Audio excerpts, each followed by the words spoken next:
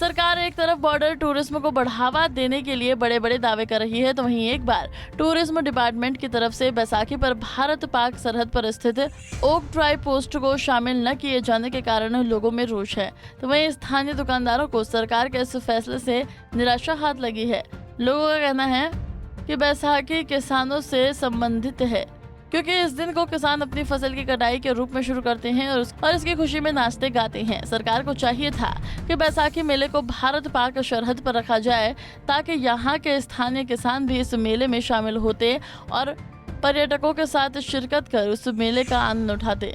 उधर दुकानदारों का कहना है कि बैसाखी का मेला ओक ट्राई पोस्ट पर आयोजित न होने से उनके कामकाज पर काफी असर पड़ा है। उन्हें उम्मीद थी कि मेले के आयोजन होने पर उनको अच्छी आमदनी होगी, लेकिन ऐसा मुमकिन नहीं हो पाया। जो टूरिज्म डिपार्टमेंट की तरफ से मेले का जो इवेंट्स हैं उसमें अक्ट्राई पोस्ट को शामिल नहीं किया गया है, जिसके चलते जहां पर जो लोग हैं, जो खासकर दुकानदार हैं और पर्यटकों में काफ़ी मायूसी है। और हम एक जहां पर काम करते हैं दुकानदार हैं, हम उनसे पूछते हैं। मेरी दुकान है यहाँ पे, तो सर इस बार मेला क्या नहीं होने के कारण तो यहाँ तो काफ़ी दुकानदारों में रोष है। रोष का मतलब ये है कि लोगों ने अपना स्टॉल लगाना शुरू कर दिए थे।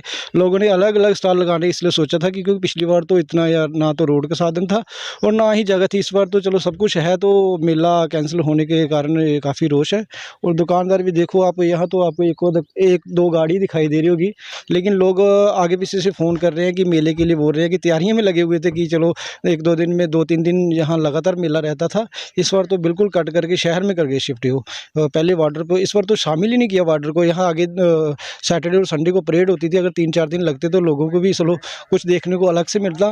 बैसाखी का मेला ये पर्व तो किसानों का है और यहाँ तो है ही बॉर्डर है। बॉर्डर में तो खेती है, साथ में पता लगता बुजुर्गों को। पीछे पहले मेला करते कभी बोलते कि पहले भी यहाँ मेला लगा करता था, 47 के पहले भी यहाँ मेला हुआ करता था। उसे अब नए तरीके से करने की शुरुआत तो की थी गवर्नमेंट, लेकिन इस बार ना शामिल होने के कारण हमें काफ़ी नुकसान हो रहा है, क्योंकि हमने तो तैयारी कर रखी थी।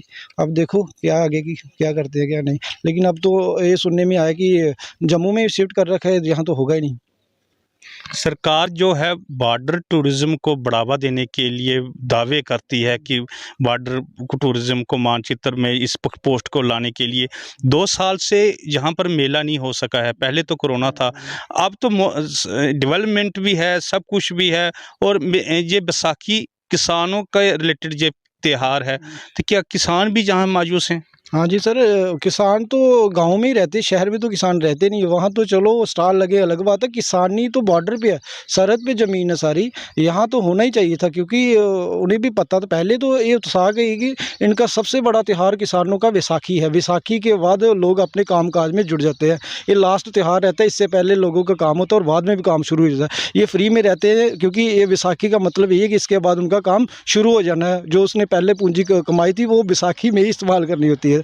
सर इसीलिए चलो ये तो बॉर्डर डेवलपमेंट की सरकार ने तो बड़ा खर्रो साहब, हम ये कहना चाहते हैं कि टूरिज्म विभाग की तरफ से हर साल सालाना बैसाखी का मेले का आयोजन किया जाता था पिछले कुछ वर्षों से। और इसके लिए बॉर्डर के विकास के लिए टूरिज्म के तौर पर सरकार ने बहुत सारी योजनाएं भी चलाई हैं।